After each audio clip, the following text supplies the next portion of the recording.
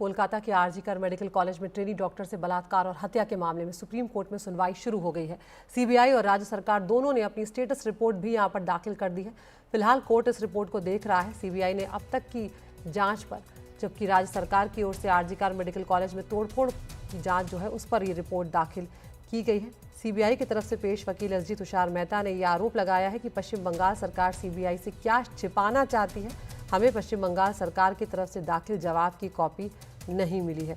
सीधा रुख कर रहे हैं अपने सहयोगी मुकेश सिंह सेंगर का, जो सुप्रीम कोर्ट में मौजूद है।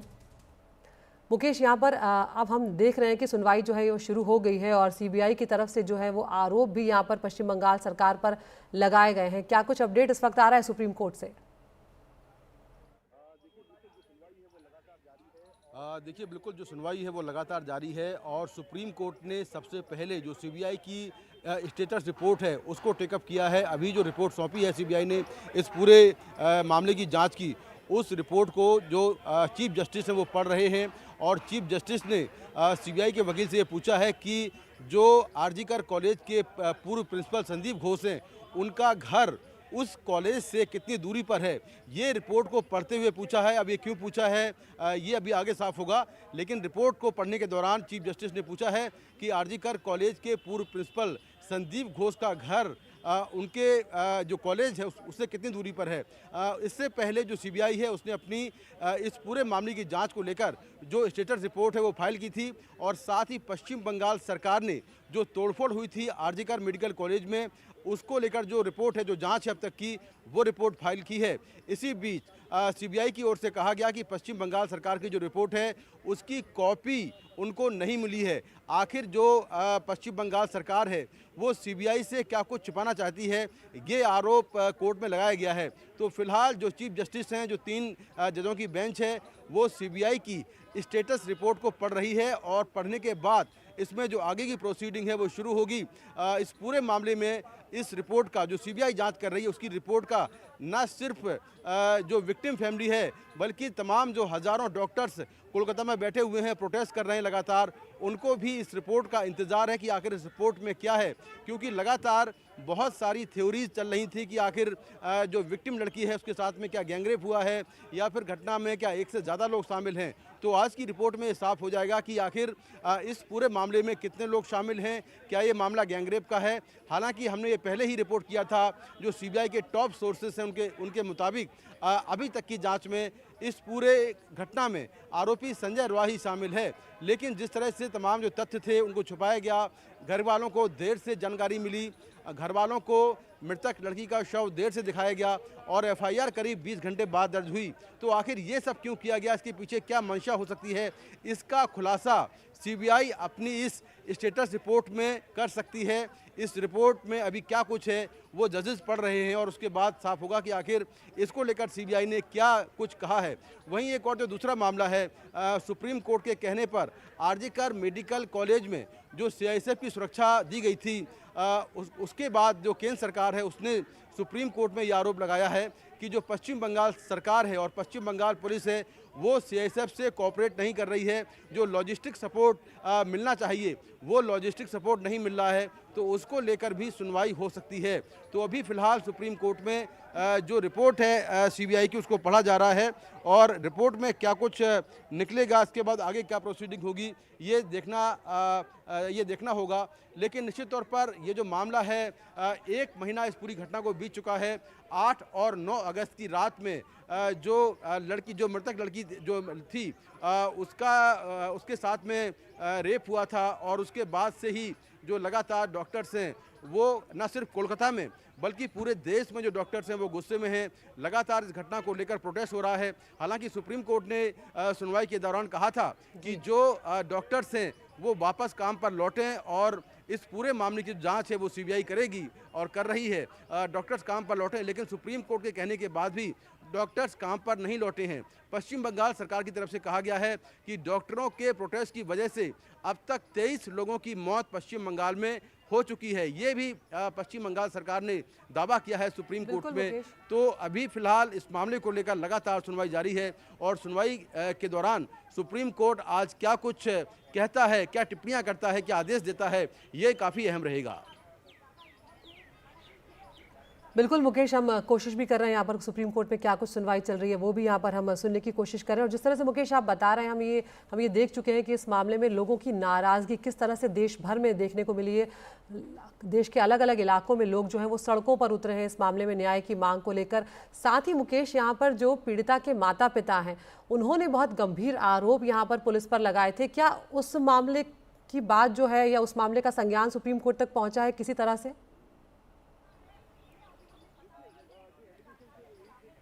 देखिए, जो एलिगेशन थे वो यही थे कि मामले को दबाया गया, पहले सुसाइड बताया गया, जो क्राइम सीन है वो डिस्ट्रॉय किया गया और सीधे तौर पर वो पश्चिम बंगाल जो उसकी सरकार है, जो विपक्षी पार्टियां हैं वो ममता बनर्जी के इस्तीफे की मांग कर रहे हैं। जो डॉक्टर्स हैं वो पुलिस कमिश्नर जो कोलकाता के हैं विनीत गोयल, उनके इस्तीफे की मांग कर रहे हैं। तो माता पिता की जो मांगें हैं, कहीं ना कहीं जो उनकी मांगों का जो सार है, जो निष्कर्ष है, वो हो सकता है कि सीबीआई की जो आज रिपोर्ट है, स्टेटस रिपोर्ट, उसमें छुपा हो।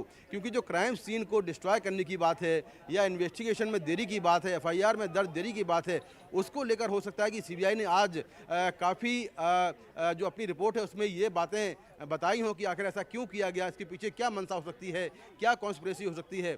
जो डॉक्टरों का पैनल जो प्रोटेस्ट कर रहा था, वो भी कोलकाता में जब मैं वहाँ पर था तो सीजीओ कॉम्प्लेक्स में जो सीबीआई का दफ्तर है वहाँ पर मिलने गया था डॉक्टरों का पैनल। तब सीबीआई के अधिकारियों ने उनसे कहा था कि हम जो रिपोर्ट सौंपने वाले हैं सुप्रीम कोर्ट को, जो जांच की रिपोर्ट है या जो क्राइम सीन को डिस्ट्रॉय करने को लेकर जो बातें हैं, उस रिपोर्ट से आप लोग संतुष्ट होंगे, ये सीबीआई के अधिकारियों ने तमाम डॉक्टरों से कहा था। तो आज की रिपोर्ट में हो सकता है कि जो विक्टिम परिवार जो सवाल खड़े कर रहा है या डॉक्टर जो सवाल खड़े कर रहे हैं, उनके जवाब हो सकता है कि आज की रिपोर्ट में सीबीआई ने लिखे हों, बताए हों। ये रिपोर्ट जब पब्लिक हो जाएगी उसके बाद ये सारी बातें निकलकर सामने आएंगी। लेकिन निश्चित तौर पर जिस तरह की आज सुनवाई हो रही है, हज़ारों जो डॉक्टर्स हैं, जो पीड़ित परिवार है, वो सब आज की सुनवाई का इंतजार कर रहे हैं कि आखिर इस घटना के पीछे क्या कॉन्स्पिरेसी है, कितने लोग शामिल हैं, क्या संजय राय अकेला शामिल है, और आखिर जिस तरह से घटना को शुरुआत में दबाने की बात कही जा रही है, छिपाने की बात कही जा रही है, उसके पीछे क्या कॉन्स्पिरेसी हो सकती है। आखिर जो संदीप घोष है उसके पीछे किस तरह का प्रेशर था, किस तरह का दबाव था, क्या कोई सरकार का दबाव था। तो ये सारी बातें आज की रिपोर्ट में साफ हो सकती हैं। सुनवाई कोर्ट में जारी है और जैसे ही ये रिपोर्ट पब्लिक होगी उसके बाद निश्चित तौर पर जो फैक्ट्स हैं वो निकलकर सामने आएंगे। लेकिन जिस तरह से हमने शुरू से रिपोर्ट किया है, अब तक की जो जानकारी मिली है सीबीआई सूत्रों से, कि घटना वाले दिन केवल संजय राय ही सेमिनार हॉल के अंदर दाखिल हुआ था। सीसीटीवी कैमरों में उसका फुटेज है, आते और जाते हुए। अब तक की जांच में यही साफ हुआ है। आरोपी अभी तक की जांच में एक ही है, कोई दूसरा आरोपी शामिल नहीं है।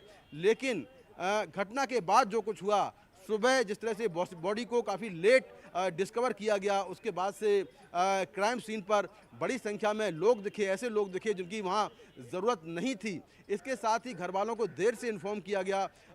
पोस्टमार्टम काफ़ी देर से शुरू हुआ और एफआईआर करीब 20 घंटे बाद दर्ज हुई। घर वालों से शुरुआत में कहा गया कि ये मामला सुसाइड का है, क्योंकि आरजीकर मेडिकल कॉलेज की जो असिस्टेंट सुप्रिटेंडेंट है, जो महिला सुप्रिटेंडेंट हैं, उन्होंने घर वालों को फ़ोन किया था। उसकी रिकॉर्डिंग भी हमने सुनवाई थी।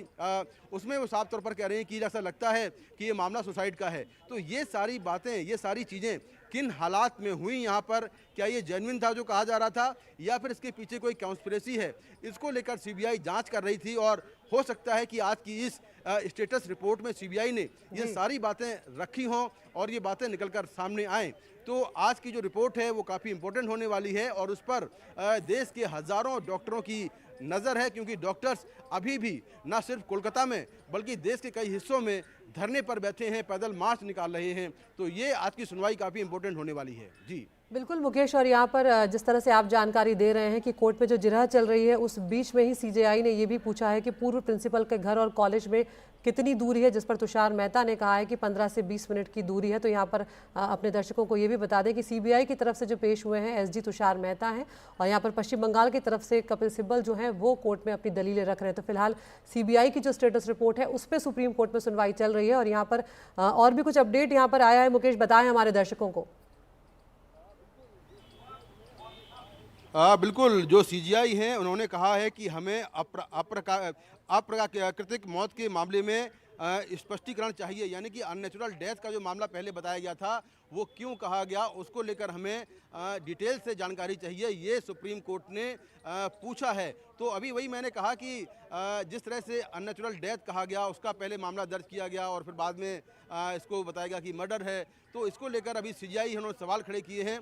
और जैसा सबसे बड़ी बात यह कि जो क्राइम सीन को डिस्ट्रॉय करने की बात है, एफआईआर में डिले की बात है, क्राइम सीन पर बहुत सारे लोगों के होने की बात है, इसको लेकर आज ज़रूर कुछ ना कुछ सुप्रीम कोर्ट में होगा, क्योंकि सीजीआई ने वो रिपोर्ट पढ़ ली है जो कि सीबीआई ने सौंपी है। उस रिपोर्ट को पढ़ने के बाद अब जो सीजीआई है, जो चीफ जस्टिस की बेंच है, वो बारी बारी से सवाल पूछ रही है और उसका जो जवाब है वो अब पश्चिम बंगाल सरकार को भी देना होगा, और अगर जांच को लेकर कोई सवाल होगा तो वो सीबीआई को देना होगा। तो अभी ये मामला चल रहा है और पहला सवाल जो है वो ये आया है कि अननेचुरल डेथ को लेकर जो डिटेल्स है, जो स्पष्टीकरण है, वो सीजीआई ने पश्चिम बंगाल सरकार से पूछा है और सुप्रीम कोर्ट जो सीबीआई है उससे भी पूछा है। बिल्कुल मुकेश, बने रहिए आप हमारे साथ। एक बार सुनवाते हैं यहाँ पर सुप्रीम कोर्ट में जो प्रोसीडिंग्स चल रही है वो लाइव हम सुन सकते हैं, एक बार सुनवाते हैं अपने दर्शकों को।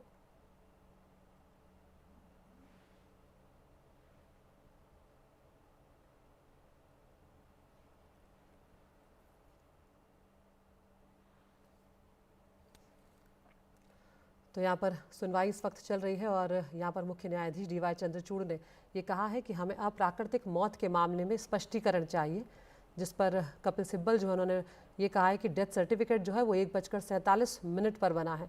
सिब्बल ने ये भी कहा है कि इसके बाद थाने में अप्राकृतिक मौत के मामले में 2:55 पर डायरी जो है वो दर्ज की गई है। तो यहाँ पर स्पष्टीकरण जो है सीजीआई ने 2 अलग अलग पहलुओं पर मांगा है, जिसमें से अप्राकृतिक मौत के जो मामले हैं उस पर भी स्पष्टीकरण की बात जो है वो कही गई। What is the GD entry by virtue of which 861 of 2024 comes into existence? 565. 565. Yes. The entry 565. And what time is GD entry 565 recorded? At night, Malat.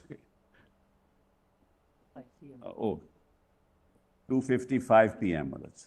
565 to 2:55 p.m. I can hand it over. So GD 565 At 2:55 p.m. is recorded at 2:55. Yes. GD? No, GD was Yes, it's there. 23:30. This is But certified copy, Malat. 565 is merely a medical This certificate. is a certified copy, Malat. Page 64.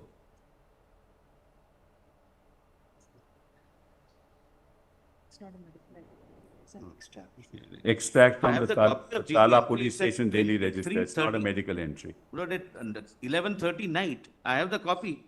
No, I have a copy too. If certified copy, we've just given it to the court.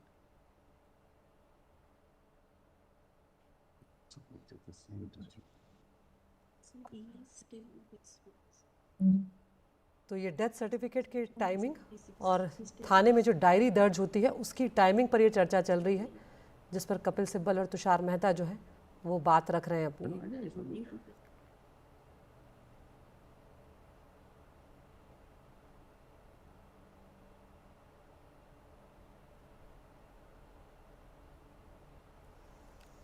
तो यहाँ पर chief justice ने ये भी पूछा है यहाँ पर कि पूर्व प्रिंसिपल जो संदीप घोष हैं उनका घर और कॉलेज के बीच की दूरी कितनी थी, जिस पर तुषार मेहता ने बताया कि 15 से 20 मिनट की दूरी थी। डेथ सर्टिफिकेट बनने की टाइमिंग को लेकर भी यहाँ पर सवाल जो है वो पूछा गया है और अभी उसी को लेकर जो सबूत रखे गए हैं उस पर अभी जो जज हैं वो देख रहे हैं कि रिपोर्ट में क्या कुछ दाखिल किया गया। हम इसी खबर पर बने हुए हैं लगातार।